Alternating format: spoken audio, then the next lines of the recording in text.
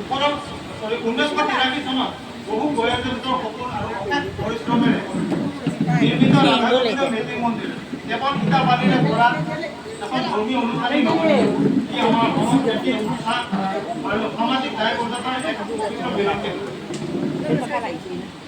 আজি এই মন্দিৰ কমিটিৰ উদ্যোগত আৰু মাননীয় তৰুণ কুমাৰ ভাগৱতী ডাঙৰীয়াৰ আন্তৰিক সহযোগত আয়োজিত এই প্ৰীতি পূজাৰ মূল উদ্দেশ্য হৈছে অসমীয়া আৰু মেইটেই সম্প্ৰদায়ৰ মাজত সুদৃঢ় একতা আৰু সম্প্ৰীতিৰ বাৰ্তা উদীয়মান যুৱ প্ৰজন্মৰ মাজত আমি প্ৰচাৰ কৰা, যাতে ভৱিষ্যতেও আমি এনেদৰে সদায় একতাৰ এনাজৰীৰে বান্ধ খাই সমাজ তথা দেশৰ উন্নয়নত মুখ্য ভূমিকা লৈ আগবাঢ়ি যাব পাৰোঁ। সমাজ তথা দেশৰ উন্নয়ন হ'বলৈ হ'লে মই এটা কথা ক'ব বিচাৰোঁ যে আমি এই যিটো পদক্ষেপ লৈছোঁ আমি প্ৰতিটো পৰিয়ালৰ পৰাই আৰম্ভ কৰিব লাগিব। কাৰণ সমাজ উন্নয়ন হ'বলৈ হ'লে প্ৰথমতে পৰিয়াল উন্নয়ন হ'বই লাগিব। যিটো শৈক্ষিকভাৱে হওক, মানসিকভাৱে হওক, আধ্যাত্মিকভাৱে হওক, শাৰীৰিকভাৱে হওক বা নৈতিকতাৰ ফালে হওক, আমি সকলোৱে তাৰ কাৰণে দায়িত্ব ল'ব লাগিব। আমি সমাজ এখন বিকাশ কৰিম বুলি ক'লেই নহ'ব, এইটো আমি পৰিয়ালৰ পৰাই আমি এইটো আৰম্ভ কৰিব লাগিব।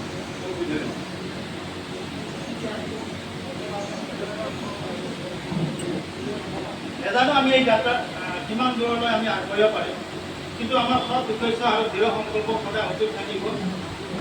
এই শুভযাত্ৰাত আপোনালোক সকলোৰে আশীৰ্বাদ, মৰম আৰু সহযোগিতা বিনম্ৰভাৱে কামনা কৰি মই মোৰ ব্যক্তিগত সামৰণি মৰাৰ আগতে আমাৰ মুখ্য আমন্ত্ৰিত অতিথিজনক ৰাইজৰ আগত পৰিচিত কৰিব বিচাৰোঁ। আমাৰ প্ৰথম মুখ্য অতিথি হিচাপে আমি অৱসৰপ্ৰাপ্ত কৰ্ণেল মাননীয় বীৰেন্দ্ৰ সিং ডাঙৰীয়া, তেখেতক লগতে আমাৰ সভাপতি আমি আসন গ্ৰহণ কৰিবৰ কাৰণে অনুৰোধ জনাইছোঁ। আৰু লগতে আমাৰ অৱসৰপ্ৰাপ্ত চৰকাৰী বিষয়া সন্মানীয় আমাৰ সমাজৰে বিশিষ্ট ব্যক্তি শ্ৰী তৰুণ কুমাৰ ভাগৱতী ডাঙৰীয়াকো মই অনুৰোধ জনাইছোঁ।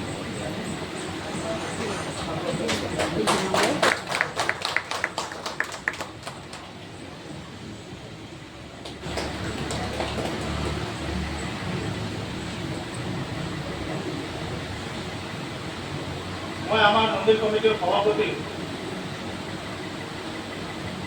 অনুৰোধ লৈ মই কাৰ্যসূচী আৰম্ভ কৰিব বিচাৰোঁ। তেখেতে যদি অনুৰোধ কৰে আমাক যদি পাৰ্মিশ্যন দিয়ে আমি আগবাঢ়িম কাৰ্যসূচী। এতিয়া মই ক'ব বিচাৰোঁ আমাৰ যি সন্মানীয় দুগৰাকী যি আমাৰ মুখ্য অতিথি তাৰে প্ৰথম যিজন মাননীয় বীৰেন্দ্ৰ সিং ডাঙৰীয়া কেৱল এজন সামৰিক বিষয়াই তেখেত থকা নহয়, তেখেত বাকৰাপাৰা বেলতলাৰ এজন বিশিষ্ট সমাজকৰ্মী। তেখেতৰ প্ৰচেষ্টাত স্থানীয় ৰাইজক উন্নয়নমূলক সমিতিৰ জৰিয়তে একত্ৰিত কৰি বাকৰাপাৰাৰ মূল পথ নিৰ্মাণত অনবদ্য অৱদান আগবঢ়োৱাৰ আমি শুনিবলৈ পাইছিলোঁ। তেখেতৰ দৰে এজন গুণী ব্যক্তিক আমাৰ মুখ্য অতিথি হিচাপে পাই আমি গৌৰৱ অনুভৱ কৰোঁ।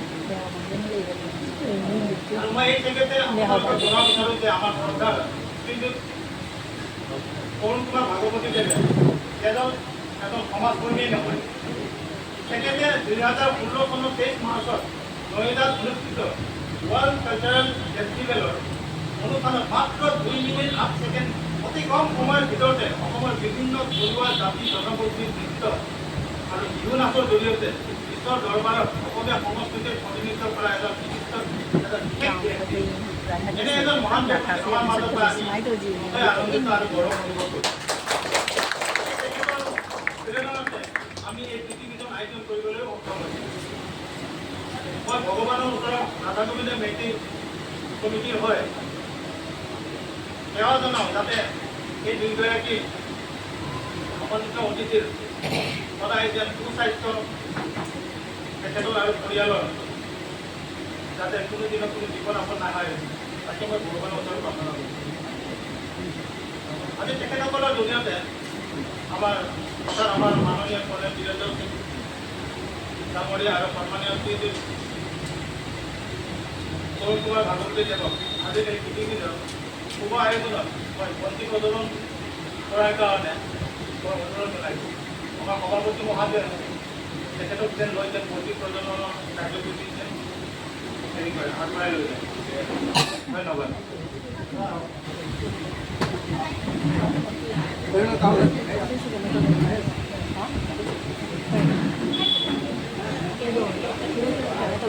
Sige lang naman. Oo, acha. Oo.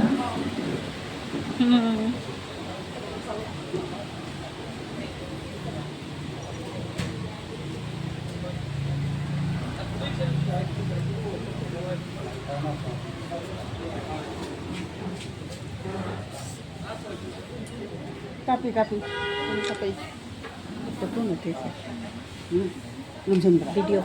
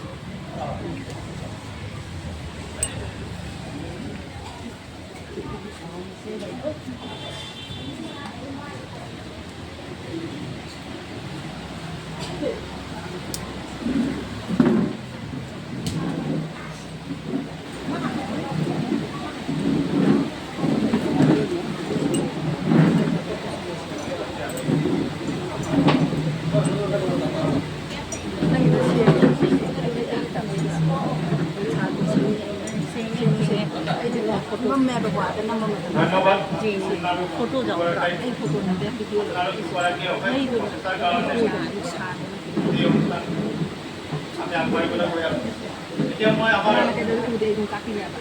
সদনত আমাৰ ত্ৰিপুৰা নগৰ উন্নয়ন কমিটিৰ যিসকল বিষয়ববীয়াসকল আহিছে তেওঁলোকক অনুৰোধ জনাইছোঁ তেওঁলোকে যাতে আমাৰ এই সদনত আহি বহে তেওঁলোকে ত্ৰিপুৰা নগৰ কমিটিৰ মন্দিৰ কমিটিৰ আৰু সেক্ৰেটাৰি আছে কমিটিৰ মেম্বাৰ আছে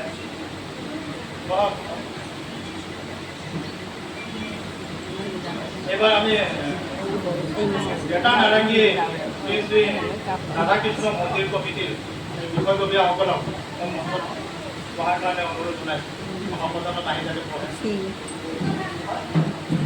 আৰু ইয়াৰ অলপ লাগিব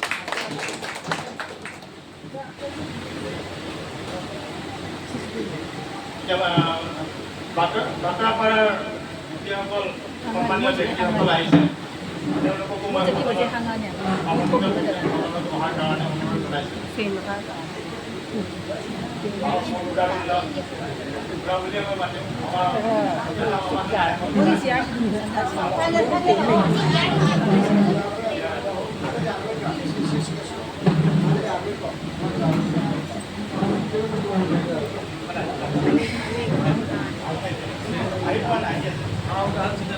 এতিয়া আমাৰ ৩ নম্বৰ খালবাৰীৰ আমাৰ নামঘৰ কমিটিৰ সভাপতি আমাৰ শ্ৰী তপন দালিকৰ ডাঙৰীয়াকো মই মানে আমাৰ সদনত সহায় কাৰণে অনুৰোধ জনাইছোঁ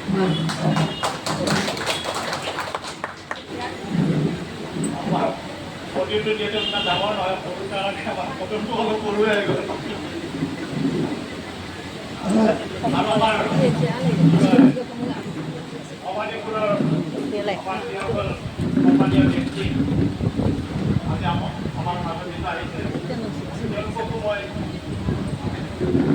আমাৰ সদনৰ সহায়ৰ কাৰণে অনুৰোধ জনাইছোঁ আমাৰ সদনৰ মন্দিৰটো ইমান ডাঙৰ নহয় তাৰ কাৰণে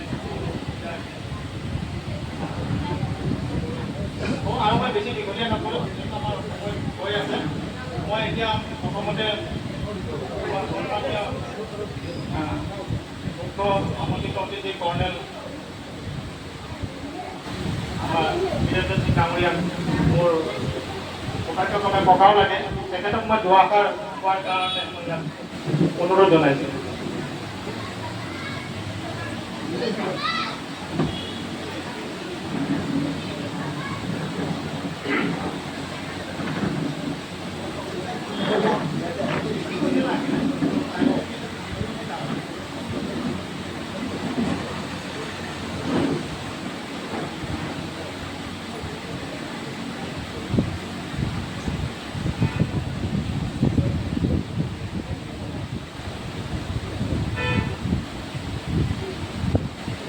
নমস্কাৰ। সৰ্বপ্ৰথম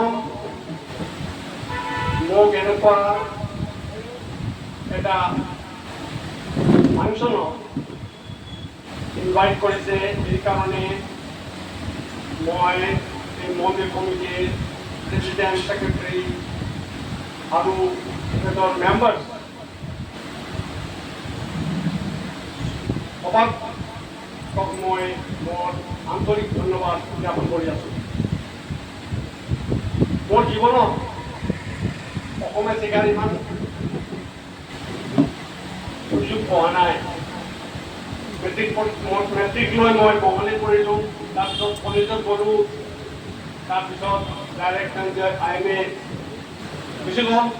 আজাদে 77 June I got commissioned to keep that unit. তাতে পঞ্জাবী শিকিব লগা হৈ গ'ল, পঞ্জাবী শিকিলোঁ। তাৰপিছত after 11 years I got deputation to Assam Rifles in Sikkim. তাতে আকৌ নেপালী ভাষা শিকিব লগা হৈ গ'ল। নেপালী ভাষাটো শিকাত মোৰ তেনেকুৱা দিগদাৰী হোৱা নাই, যেনেকুৱা মোৰ দিগদাৰী হৈছে পঞ্জাবী শিকা। কাৰণ নেপালী ভাষাটো অলপ বেংগলী অসমীয়া এইটো মিলাই পেলাই তেনেকুৱা।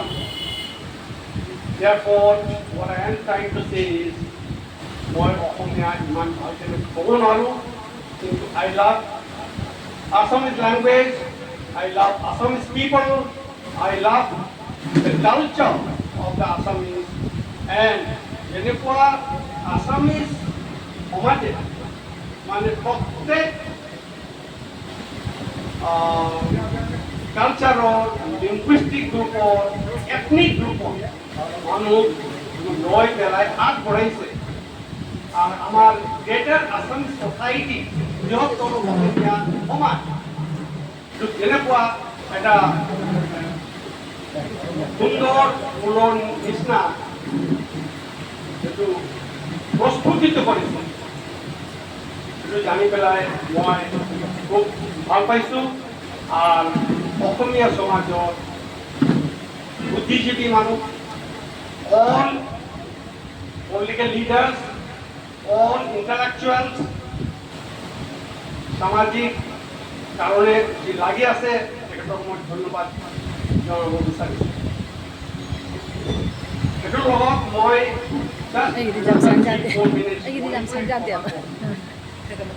কাৰণ আমি দেখিছোঁ আমি বৰাকবলিৰ মানুহ অসমীয়া তাতে আমাৰ সময়ত only 2, 3, 4 maximum Assamese district level officers posted আছে আর বাকি গোটেই বঙালী। I'm not going into the reason why, but I just want to say that that was the situation, and when Assam government tried to impose or say make Assamese effective in their classes in 1961, we had a big education. And CRP Matibala, education board, education to মানে control করা চেষ্টা করতে 11 জন education वाले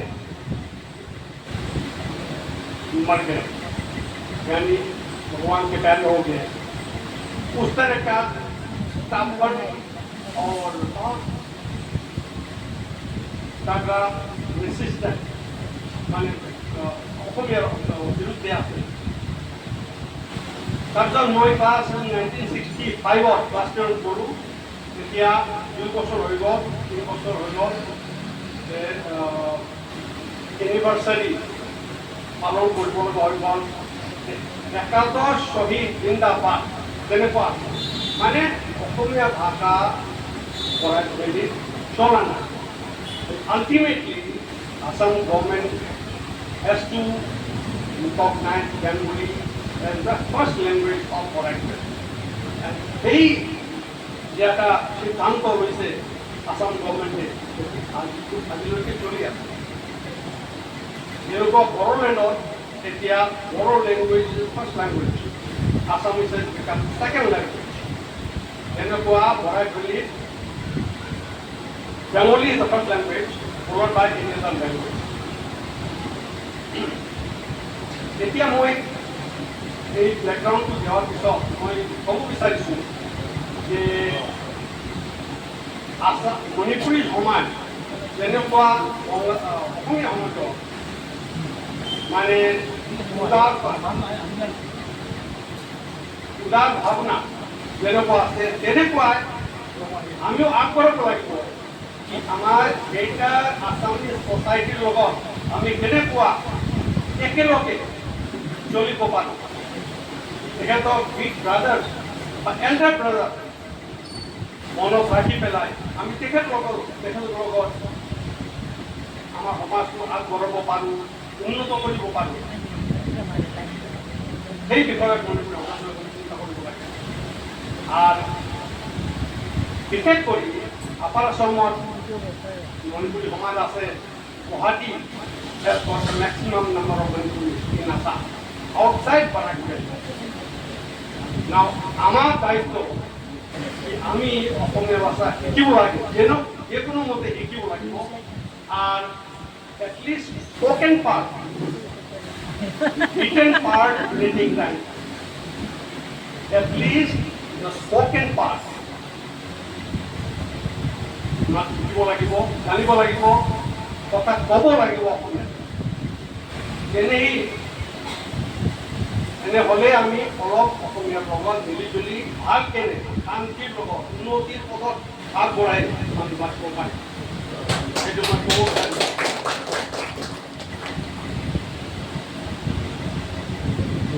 এটা example মই দিব বিচাৰিছোঁ।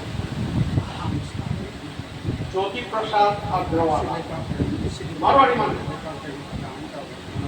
ৰাজস্থানৰ পৰা আহিছে। কিবা আলোৰ হ'ব পাৰে, বিকানেৰ হ'ব পাৰে, যোধপুৰ হ'ব পাৰে, জয়পুৰ হ'ব পাৰে। কিন্তু ইয়াৰ পৰা প্ৰায় ৩,০০০ কিলোমিটাৰ দূৰ তাৰ পৰা আহিছে। বিজনেছ এষ্টাব্লিছ কৰিছে অসমত। চাহ বাগানৰ মালিক আছিলে তেখেতৰ দেউতাক। অসমীয়া শিকিছে। তাৰপিছত ফাৰ্ষ্ট আছামিজ ফিল্ম সবাই জানে জয়মতী কোনে বনাইছে? Jyoti Prasad Agarwala. First Assamese film Joymoti অসমীয়া মানুহে প্ৰডিউচ কৰা নাই বা কনচেপচুৱেলাইজ তেখেতৰ মগজত অহা নাই। কিন্তু সি বিং এ নন আছামিজ দৃষ্টান্ত এটা খুব উচ্চ কোটিৰ দৃষ্টান্ত এটা দিছে যে আমাৰ মাটিৰ সন্মান কৰিব লাগিব, আমাৰ গ্ৰেটাৰ আছামিজ ছ'চাইটিৰ ভাষা শিকিব লাগিব, আৰু তেখেতৰ লগত মিলিজুলি আমি আগবঢ়াব পাৰিম। Now for Manipuri friends and sisters, তেখেতৰ কাৰণে মই এটা সংবাদ দিব বিচাৰিছোঁ। সেইটো হ'ল এতিয়া অসমীয়া ভাষা প্ৰত্যেকটা ভাষাই এটা ইভলিউশ্যন ষ্টেজত আছে, আগবাঢ়ি আছে। যেনেকুৱা মণিপুৰী আগতে আছিল, ঠিক আছে, প্ৰায় 100 বছৰ আগত আৰম্ভ হৈছে মণিপুৰী ভাষা সিম্পল। কিন্তু আমি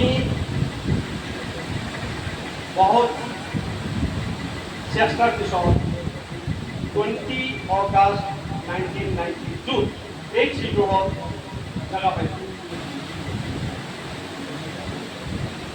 ঠিক আছে, 8 শিডিউলত হৈ গ'ল আপোনাৰ 22 লেংগুৱেজৰ মাজত এটা লেংগুৱেজ হৈ গ'ল। আর 20 অগাস্ট 1992 তিনটা ল্যাঙ্গুয়েজে এক্সিকিউটিভ থাকিছে কোঙ্কণী নেপালী এণ্ড মণিপুৰী তাৰপিছত অসমীয়া বহুত আগবাঢ়ি গ'ল গ্ৰেটাৰ ষ্টেট গ্ৰেটাৰ মেজৰিটি এক বছৰ 2 বছৰ হ'ল ক্লাছিকেল লেংগুৱেজত সন্মানটো পাইছে আর ক্লাসিক্যাল ল্যাঙ্গুয়েজর কারণে কোনে প্রচেষ্টা করেছে ওয়ান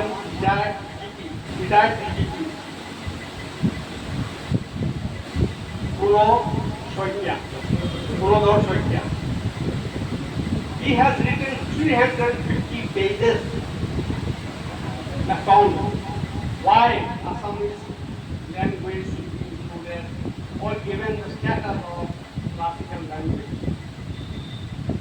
খুব প্রচেষ্টা চলে আসলে যোৱা 5-6 বছৰৰ আগতেই ফাইনেল ৰাইটিং যিটো কনচিডাৰ হৈছে সেইটোৰ ভিত্তিত যিটো আমি আছামিজ লেংগুৱেজটো ক্লাছিকেল লেংগুৱেজ ষ্টেটাছ পাইছে সেইটো হ'ল the statement of the writing written by ex-BJP Gaurav Reddy. Excellent man. Such an excellent man. I will just give you one example. That is body club, body journalist club, press club होने पर। তাতে এটা brigadier বটাপুর খুব নাম করা মানুষ আমি retired brigadier he was member APSC Assam Public Service Commission I think he member what because Mr. Pal Gelotto and Brigadier Botapur was in charge chairman APSC for 1 year এক বছর member হয়েছে member আর ওই কারণে কি পাইছে অফিসে chairman of Mr. Pal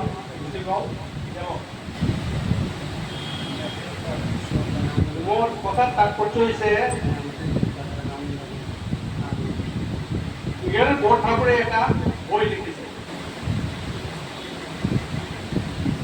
ও মামা ও খুড়া ও রঞ্জিত এটা বই ও মামা ও খুড়া ও রঞ্জিত এই বই দুজনের সময় পুরোধর হইকে আসলে এমসি মাস্টার অফ সেরেমনি মাইকৰ সন্মুখত হৈছে আৰু মানে কন্ট্ৰোল কৰি আছে সেৰেমনি এনেকুৱা ধৰণৰ মানুহ নাও শেষ হৈ গ'ল চাটা হৈ গ'ল তাৰপিছত ওলাই আছে